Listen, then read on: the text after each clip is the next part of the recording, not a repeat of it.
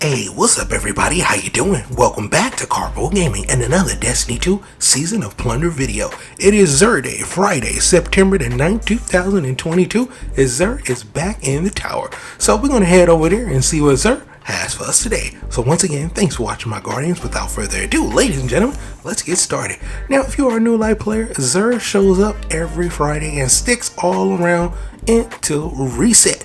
And today, he is in the tower. So spawn into the tower, and just over here adjacent from Saint 14 will be Xur. So let's check him out and let's see what Xur has for us today. Now, as always, we have that returning illustrious, illuminous, exotic, and gram. So you can get after all of these old exotics if you don't already have them. Now we have two different random rolls, one for the Hawkmoon and one for the Dead Man Still. Let's go over the random rolls for the Hawkmoon. This week we have Hammer, Forged Rifling, Alloy Magazine, Eye of the Storm, and last but not least, Combat Grip, making this more of a PvE roll than a PvP roll. But then again, the Hawkmoon is amazing in PvE and in PvP, so pick it up and add it to your collection anyway if you don't have it. Next up, we are going to go over the rolls for the Dead Man Still. Now, for this week, the Dead Man Still have absolutely fantastic rolls. So let's check it out. This week we have Arrowhair, Break, High Caliber Rounds, Outlaw, and Short Axe in stock, making this another fantastic roll for the Dead Man's Tale. So long as you hit your shot, it's going to be excellent in PvE and in PvP. Now for our weapon of the week, we have none other than an absolute troll of a weapon, and it's absolutely a whole lot of fun. We're talking about the Colony Grenade Launcher. Now this one is 140 RPM, and it comes with an intrinsic perk called Insectoid Robot Grenades. Now this weapon, grenades are insectoid robots that chase down targets and then they explode when they close to them. And it does absolutely work. Look, it's so much fun. It's a troll weapon. It also comes with linear compensator, high velocity rounds. Serve the colony trait. Insectoid robot grenades quickly repopulate the magazine from reserves while the colony is unequipped, which is pretty awesome. So, you know, you just stow in and you always got some ammo ready to go in composite stock. Excellent in PvE, excellent in PvP, absolute troll weapon. Gonna get a lot of kills with this one. Pick it up, add it to your collection. Next up, we have the Jesuits vest. Now this is going to be a lovely exotic chest piece for the Hunter class. Comes with the intrinsic perk called Roving Assassin. Each spectral blade kills you make before going in as stealth will restore more of your super energy, and it does exactly what it's supposed to do. So it's really good. Not only does it look good, it feels good when you play with it, and you can absolutely get a whole lot of kills in PvE and in PvP with the Jesuits vest. Pick it up, add it to your collection. Next up, the Insurmountable Skull fort is up next. This exotic helmet is for that lovely Titan class. It comes with the intrinsic perk called Transfusing Matrix. Kills with the arc melee ability, triggers health regeneration and restores melee energy, and it does absolutely that, which means it's really good in PvE. In PvP, you don't really see too many people rocking it, but it's pretty good in PvP as well. So I would definitely pick it up and add it to my collection. And last but not least, we have the Skull of Dire Akamara. This is going to be an exotic helmet for that lovely Warlock class. Comes with an intrinsic perk called Actual Grandeur. Provides additional damage resistance during Nova Bomb, and Nova Bomb kills grant super energy. So yeah, it really good in PvE, and in PvP, you don't really see too many people rocking it, but it does give you a nice amount of super energy as well. So yeah, not bad at all. Definitely pick it up and add it to your collection. Now, for our legendaries this week, we don't have any god rolls, but we have some pretty fantastic rolls though for a whole lot of weapons. So let's go over them. Let's start off with the Chrysira Mellow. This is going to be a 360 RPM high impact frame, slow firing, high damage. Very hard to get a good roll on this one. So let's go over this Chrysira Mellow. We got corkscrew rifling, got diagonal rifling, so definitely want to keep it right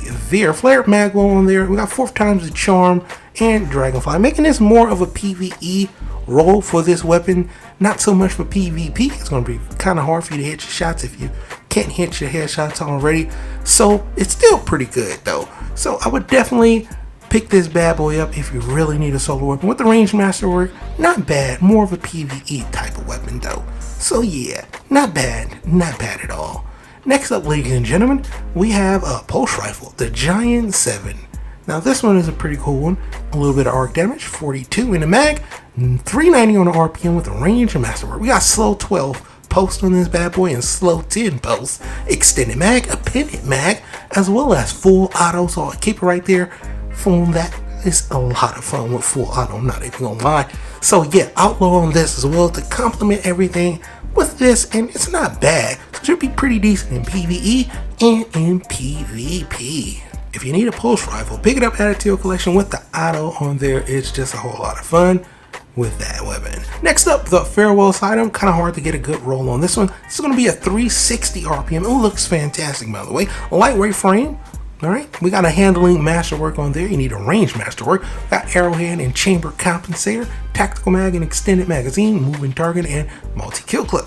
Both of these, you know, you can always get some pretty good rolls in there, but it's really hard to get really good rolls on here to get range. If you get range on here, add it to your collection.